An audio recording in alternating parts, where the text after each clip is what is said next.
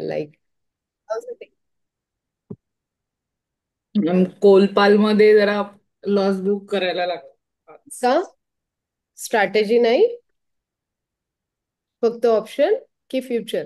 सरांनी दिला होता. सरांनी दिला होता बरोबर आहे, पण फ्युचर होतं की ऑप्शन होतं? फ्युचर मॅम, फ्युचर होत. मग थांबला का नाही? स्ट्रॅटेजी नव्हती मनी मॅग्नेट झिरो लॉस? नाही. नेकेड पोझिशन्स घ्यायला अलाउडच नाही केलंय त्या दिवशी, पण झिरो लॉस स्ट्रॅटेजीला तुम्ही होतात, मनी मॅग्नेटला तुम्ही होतात. असं नाहीये की तुम्ही नाही आहात त्या क्लासमध्ये आणि आणि बाकी थोडे थोडे प्रॉफिट्स बुक केलेत हो, आज. पण मग ह्याच्यामध्ये नेकेड पोझिशन्स का घेतात विदाउट मॅम स्टार्ट? खूप तुम्हा लोकांना तुमच्या ओके. मेहनतीचे पैसे आहेत, कशाला हो. लॉस बुक करायचा आहे? आणि शिकून लॉस बुक करताय तर मग त्याला मी काहीच नाही करू शकणार. विदाउट नॉलेज गेला असतात तर मी तुम्हाला हेल्प पण केली असते, बट विथ मॅम पण नॉलेज. प्रॉफिट पण बुक झालेत काही काही. सो दॅट, बरोबर आहे. सो मला ते तर मग मला काही प्रॉब्लेम. प्रॉफिटच पाहिजे ना, लॉस नकोच आहे, लॉस माझ्या ओके मॅम. डेली मध्ये नकोच आहे, तर विदाउट. मॅम मी करीन, तुम्ही शिकवल्यानंतर सगळं विचार करून.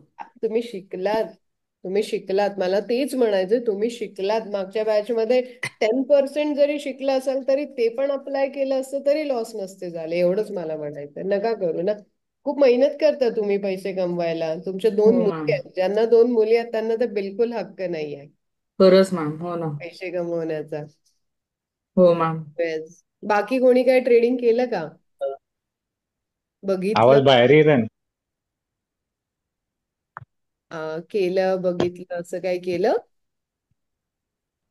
नाही मॅम. ओके. होमवर्क किती लोकांचा झालाय? मॅम होमवर्क झालं. स्टॉक्स काढलेत. स्टॉक्स काढलेत. ओके. हिमा मॅमचा झालाय, Manisha ma'am. Good evening ma'am. Very good evening sir. पण ते हे नाही झालं माझं ते 30-60 ते प्रॉफिट. बजाज फायनान्स, हम्म. अल्ट्राटेक सिमेंट, हम्म. टीसीएस, हम्म. जेडब्ल्यू स्टील हम्म. आणि आयसीआयसीआय बँक. Okay, good.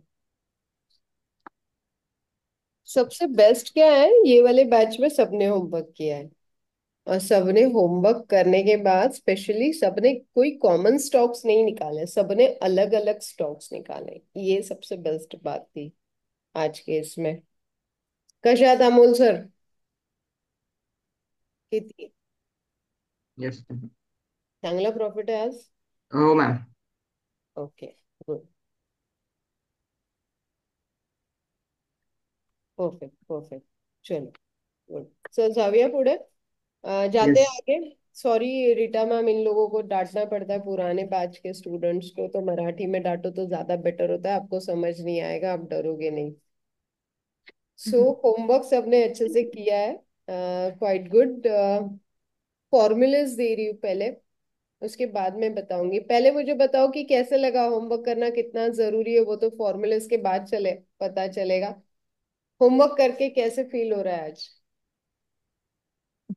चांगलं अच्छा वाटतंय, लग रहा है. इन्फॉर्मेटिव्ह वाटतंय. चांगला वाटतं. हो. नॉलेज अपडेशन असं मजा वाटतं. आया कि स्टूडियस लाइफ में गए हो? या थोड़ा सर्च मॅम करना असं वाटत होतं की खूप अभ्यास करावा आता. ग्रुप्स हो. कहाँ पे करायला मिलेंगे, पाहिजे. फंडामेंटल्स कहाँ पे मिलेंगे, हिस्ट्री कहाँ पे मिलेगी? गुड। और क्या क्या मैम देख? मेरा मॅम मी पूरा गूगल सर्च सर्टिफाईड. चेंज हो गया अभी, हिस्ट्री जो है सच. कुछ नाही ना जे हो हो हो. त्याबद्दल मागचे 72 आहेत त्यांना सांगावं लागेल ना मला? हा हा नाही त्यामुळे कन्फ्युज होतं पण शेअर्स घेणं आणि विकणं हे कळत आहे. पण ओके, मग निफ्टी 50 मधले जेवढे शेअर्स आहेत त्यांना हे नियम लागू होऊ शकतात पूर्ण. हंड्रेड कारण पर्सेंट मार्केट कॅप जास्त आहे त्यांचं. पी रेशो जरी घ्या ना। आता तुम्ही कुठले शेअर्स काढले होते मला सांगा? मी हिंदाल्को घेतला होता मॅम. हा, हिंडाल्को आहे का निफ्टी 50 मध्ये मला सांगा? हो निफ्टी 50 मध्ये आहे तो. बरोबर आहे, हो ठीक हो. आहे। आता तुम्ही मला बघूनच सांगा फक्त, बाकी कॅल्क्युलेशन्स नका करू, महाग आहे की स्वस्त आहे? मॅडम मला क्लोजिंग माहिती नाहीये, क्लोजिंग काय आहे क्लोज त्याची? 741। 741 मग तो हायच्या जवळ आहे तो. तुम्ही सांगा ना मग। आणि आता पण माझा आयपीओ JSW सिमेंटचा पण आयपीओ मला लागलेला आहे, तर हम्म. ते पण मी ठेवलंय, पण आता मी तो 38% लॉस मध्ये आहे सध्या. 0.38%. तर I will be waiting for that.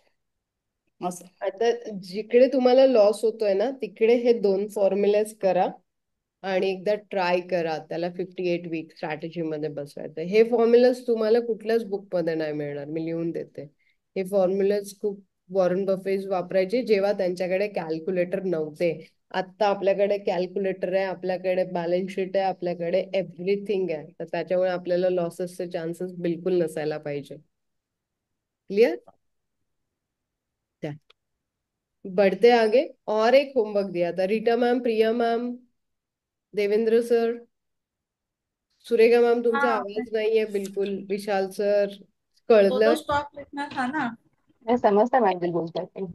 Okay, तो रीटा मैम आप कुछ बोल रहे हो? यही है यहाँ पे, रैंडमली मत जाइए. अभी आपके पास फॉर्मूलाज है तो सामने सामने कैलकुलेशंस करिए देखते ही. मतलब आप भी ब्रोकर के टर्मिनल पे चले जाओगे और आपका ब्रोकर बोलेगा यहाँ से उठा लो रिलायंस, तो आप बोलोगे नहीं नहीं यहाँ से थोड़ा नीचे आ सकता है, इतना नहीं लेना चाहिए. तो ये सिंपल आप अभी बता सकते हो, इतने स्ट्रॉन्ग ये फॉर्मूलाज है.